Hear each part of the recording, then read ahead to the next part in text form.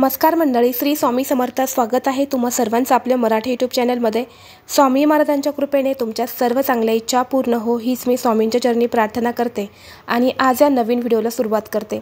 उद्या आहे 24 फेब्रुवारी, वार शनिवार आणि या दिवशी आलेल्या आहेत माघ पौर्णिमा. आपल्या हिंदू धर्मामध्ये अमावस्या आणि पौर्णिमा तिथीला खूप महत्त्व दिलं जातं. यामध्ये पौर्णिमेला विशेष महत्त्व आहे. माघ महिन्यामध्ये येणारी पौर्णिमा धार्मिकदृष्ट्या खूप विशेष मानली जाते. त्याचबरोबर माघ महिन्यातील ही पौर्णिमा येत असल्याने याला माघी पौर्णिमा असं सुद्धा म्हटलं जातं. प्रत्येक पौर्णिमेला भगवान सत्यनारायण त्याचबरोबर देवी लक्ष्मी आणि चंद्रदेव यांची पूजा करण्याची परंपरा आहे. मात्र माघ महिना हा भगवान विष्णूला अतिशय प्रिय असल्याने या महिन्यातील पौर्णिमेचं महत्त्व हे अधिकच वाढलेलं आहे. या दिवशी भगवान विष्णूंची आराधना उपासना करून श्रवण किंवा वाचन केल्याने सुखाची प्राप्ती होते, व्यक्तीला मोक्ष प्राप्त होतो आणि सगळ्या मनोकामना पूर्ण होतात असं सुद्धा म्हटलं जातं. त्याचबरोबर या दिवशी काही उपायसुद्धा केले जातात. आज व्हिडिओमध्ये मी तुम्हाला अतिशय प्रभावी एक उपाय सांगणार आहे.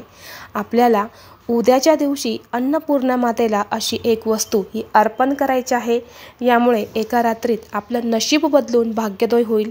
पुढल्या 7 पिढ्या आपल्याला धनधान्य, संपत्ती, ऐश्वर्य हे कमी पडणार नाही. सोबतच व्यक्तीच्या मनातील प्रत्येक इच्छा ही पूर्ण होईल असा हा एक उपाय मी तुम्हाला आज या व्हिडिओमध्ये सांगणार आहे. त्यामुळे तुम्ही व्हिडिओ शेवटपर्यंत नक्की पहा. चॅनलवरती नवीन असाल तर सबस्क्राईब करा आणि असेच माहितीपूर्ण व्हिडिओ पाहण्यासाठी बेल आयकॉनला प्रेस करा.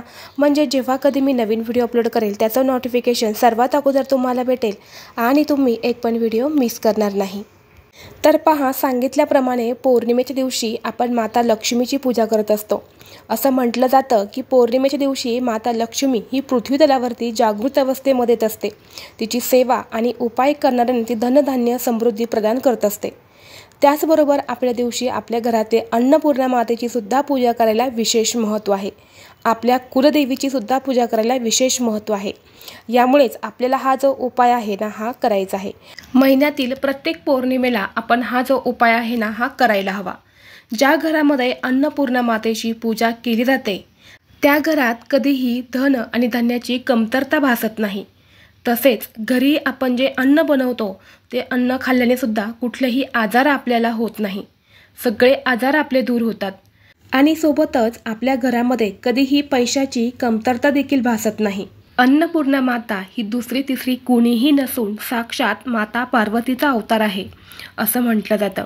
आणि म्हणूनच आपल्या हिंदू धर्मामध्ये जेव्हा मुलीचं लग्न होतं, जेव्हा ती मुलगी लग्न करून माहेरी जाते, तर माहेरी जाताना त्या मुलीच्या हातामध्ये गणपती बाप्पांची मूर्ती आणि अन्नपूर्णा मातेची मूर्ती देण्याची परंपरा आहे.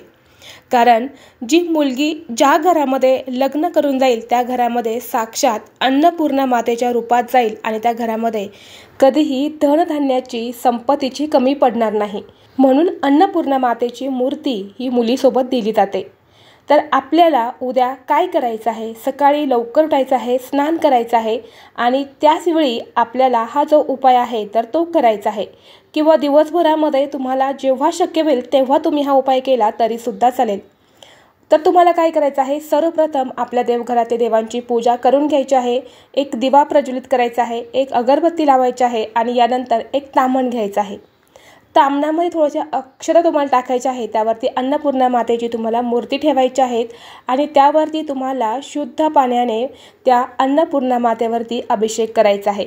अभिषेक करत असताना तुम्हाला जो पण अन्नपूर्णा मातेचा मंत्र येतो त्या मंत्राचा जप करत तुम्हाला हा अभिषेक जो आहे तर तो करायचा आहे. किंवा मी तुम्हाला एक मंत्र सांगते, त्या मंत्राचा तुम्ही जप करत हा अभिषेक केला तरीसुद्धा चालेल. तर मंत्र असा आहे, ओम ह्रीं श्रीं क्लीं भगवती अन्नपूर्णे नमः. हा जो मंत्र आहे तर हा अन्नपूर्णा मातेचा मंत्र आहे. पूजा करताना हा मंत्र आपल्याला जप करायचा असतो. यामुळे आपल्या घरामध्ये सकारात्मक ऊर्जाचा संचार होतो आणि आपल्या घरावरती सदैव माता अन्नपूर्णेची कृपा राहते. अभिषेक करून झाला की मूर्ती छान स्वच्छ पुसून घ्यायची. यानंतर तुम्हाला काय करायचं आहे, एक प्लेट घ्यायची आहे. प्लेटमध्ये एक स्वस्तिक काढा. स्वस्तिकवरती थोड्याशा अक्षदा, हळद, कुंकू अर्पण करा आणि यावरती ही अन्नपूर्णा मातेची मूर्ती तुम्हाला ठेवायची आहे. यानंतर या मूर्तीवरती तुम्हाला तांदूळ अर्पण करायचे आहे. तांदूळ तुम्हाला इतके अर्पण करायचे आहे की तिच्या खांद्यापर्यंत येतील एवढे तांदूळ तुम्हाला अर्पण करायचे आहे। अर्पण करत असताना सुद्धा मी तुम्हाला जो मंत्र सांगितला त्याच मंत्राचा जप करत तुम्हाला हे तांदूळ अर्पण करायचे आहेत, किंवा तुम्हाला दुसरा मंत्र येत असेल तो तुम्ही म्हटला तरी देखील चालेल, किंवा ओम अन्नपूर्णाय नमः असं तुम्ही म्हटलं तरी सुद्धा चालेल।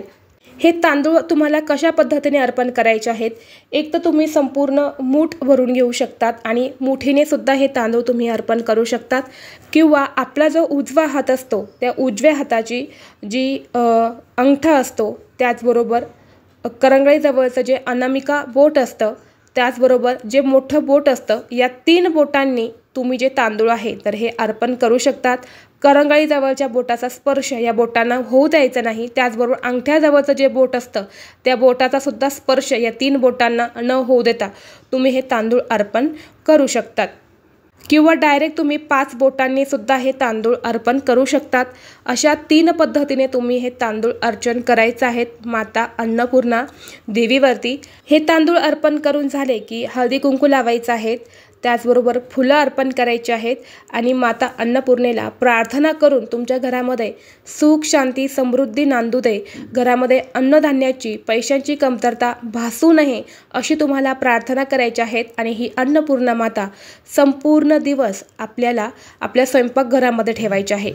तुम्हाला ही पूजा तुमच्या देवघरासमोर करायची आहे, परंतु पूजा करून झाली की तुम्हाला ती ताटामध्ये किंवा प्लेटमध्ये तुम्ही अन्नपूर्णा मातेमध्ये तांदूळ अर्पण केले असेल तर ते तुम्हाला घ्यायचे आहेत आणि आपल्या स्वयंपाकघरामध्ये तुम्हाला ठेवायचे आहे। स्वयंपाकघरात कुठे ठेवायचे, जिथे तुमचा गॅस आहे तिथेही तुम्ही ठेवू शकतात, किंवा घराची किचनमध्ये जी ईशान्य दिशा असते तर त्या ईशान्य दिशेला सुद्धा तुम्ही ही जी मूर्ती आहे तर ती ठेवू शकतात। तिथे एक दिवा लावा, छान एक अगरबत्ती लावा आणि अशा पद्धतीने तुम्हाला उद्या हा उपाय करायचा आहे। त्याचबरोबर तुम्हाला उद्याच्या दिवशी गॅसची पूजा करायला अजिबात विसरायचं नाही। गॅसच्या पाठीमागे जी भिंत असते त्यावरती एक स्वस्तिक काढा, हळद कुंकू आणि तुपाने फुलं अर्पण करा, अक्षता अर्पण करा, आपले गॅसची पूजा करा, कारण पौर्णिमेच्या दिवशी आपल्याला ही जी पूजा आहे आपल्या स्वयंपाकघराची ही आवर्जून करायची असते।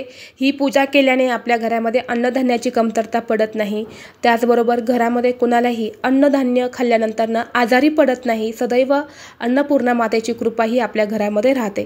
दुसऱ्या दिवशी ह्या तांदळाचं काय करायचं, तर आपली अन्नपूर्णा माता जी असते ना ती आपल्या देवघरामध्ये नेहमी तांदळात असावी। तांदळाची एक छोटीशी वाटी घ्या, त्यामध्ये त्यातले काही तांदूळ काढून त्यामध्ये अन्नपूर्णा माता ठेवून आपल्या देवघरामध्ये ठेवून द्यायचे आहे। उरलेले तांदूळ जे असणार आहे ते काही आपल्याला तांदळाच्या डब्यात टाका आणि काही तुम्हाला पक्ष्यांना खाऊ घालायचे आहे, किंवा तुमचे अन्नपूर्णा माता अगोदर तांदळामध्ये असेल तर ते तांदूळ सुद्धा तुम्हाला काढून घ्यायचे आहेत, बदलायचे आहेत। सांगितल्याप्रमाणे काही तांदूळ तांदळाच्या डब्यात टाका आपण जे नेहमी वापरतो स्वयंपाकघरामध्ये, आणि काही तांदूळ हे तुम्हाला पक्ष्यांना खाऊ घालायचे आहे आणि अशा पद्धतीने तुम्हाला हा उपाय करायचा आहे। तांदूळ तुम्हाला अर्पण करायचे नसेल तुम्ही कुंकू सुद्धा अर्पण करू शकतात। कुंकू अर्पण करायला सुद्धा खूप महत्त्व हे दिलं जातं।